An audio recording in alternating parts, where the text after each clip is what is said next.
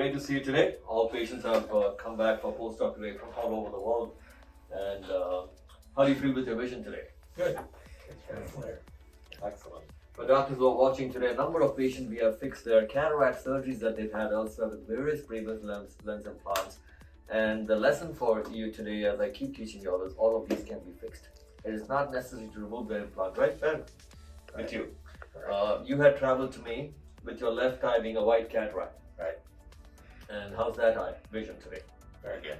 And important again, doc, which premium lens we used then? In his right eye, he had a crystal lens put in, and his vision has been extremely poor. And what we have done is adjusted the optics of the posterior cornea to match the lens. The lens is still in place. How's your vision in the right eye with your previous surgeon surgery? Very clear. And how does this impact your lifestyle plan? Very important, I'd like to share with doctors that the patients on camera are the only way to teach and explain success, because your lifestyle is what decides success. Well, I do a lot of reading, so it's pretty important to have clear vision. Lovely. So you see that point, doctor, you're actually making the lens work for what it was invented. But the way it was put in the eye, it wasn't giving him the optimal vision.